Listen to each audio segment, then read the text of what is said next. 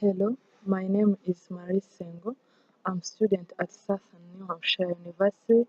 Now I'm working on the project which is called Connecting to the Dots. This project is from the goal which is called Supporting Global Health.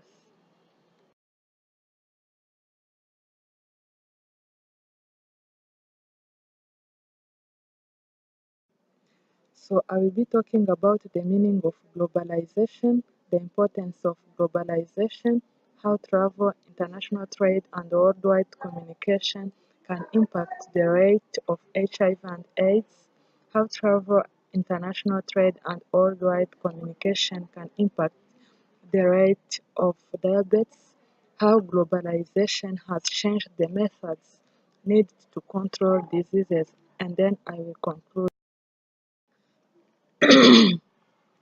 The meaning of globalization. First of all, globalization is defined as the movement of people and goods or services around the world for the purpose of doing trade.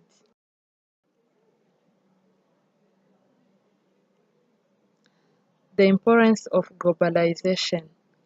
Globalization helps people to develop and expand their businesses in other countries. It helps people to earn income during exportation. It helps to learn cultures from other countries. It enables innovation and creativity. It helps citizens to know what best governance practices should be. How travel international trade, and worldwide communication can impact the rate of HIV and AIDS. The way travel impacts the rate of HIV and AIDS, people with HIV and AIDS tend to cross borders from their countries to others. In the countries where they reach, they infect others once they commit sexual intercourse unprotected. Therefore, the more people expand their businesses, the more HIV/AIDS spread around the globe. As consequently, the rate of people with HIV tend to increase in the worldwide.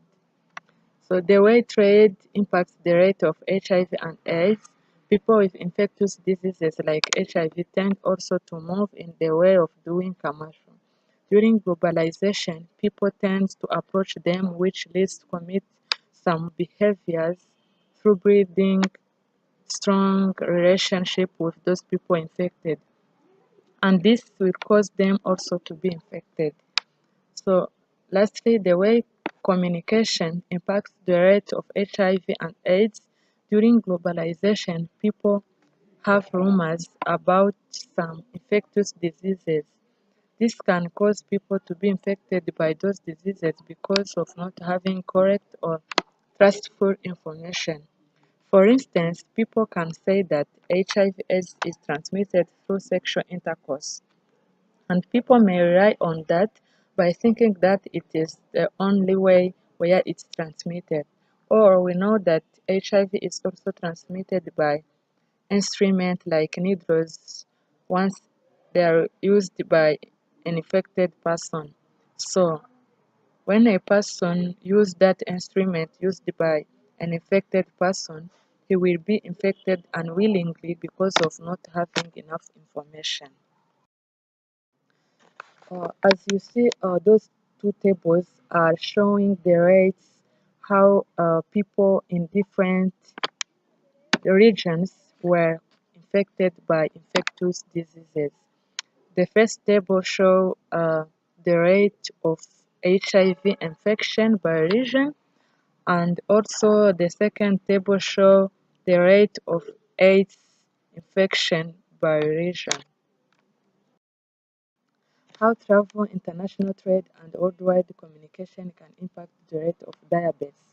The way trade impacts the rate of diabetes, the spread of universal brand names of popular beverage and fast foods has contributed to the global epidemic of obesity by replacing traditional diets with fat and calorie-rich foods.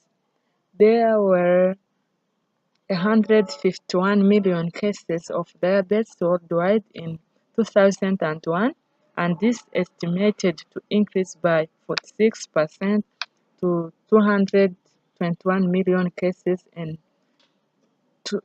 2010, with the steepest growth in the developing world.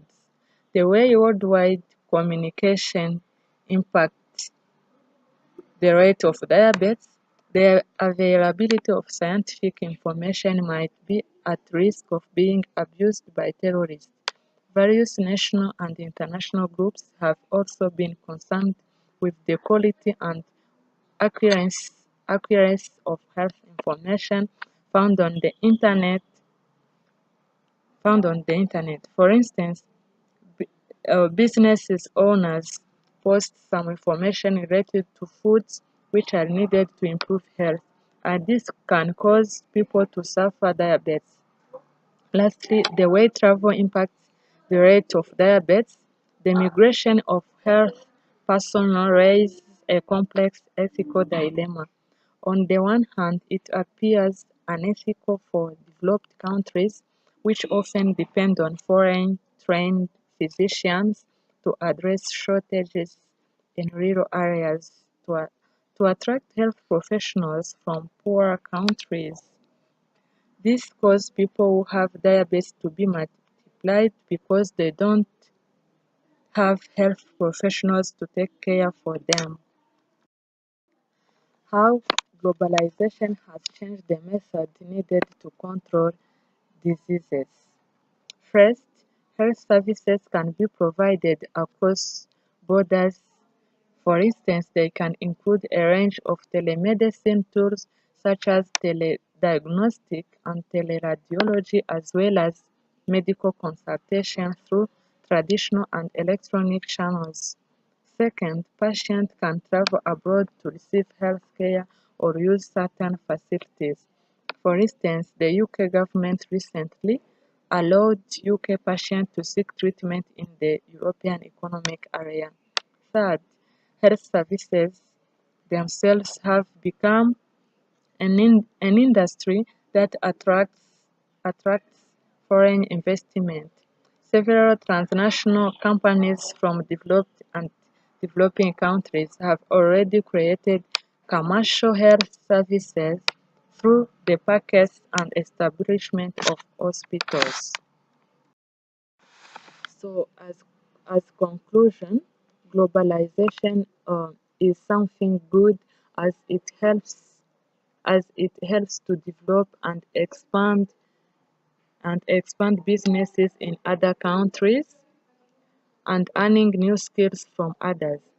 However, if you plan to go abroad or other country, it's important to pay attention and make sure that you are vaccinated for not being infected by diseases. So thank you. This is the end of presentation.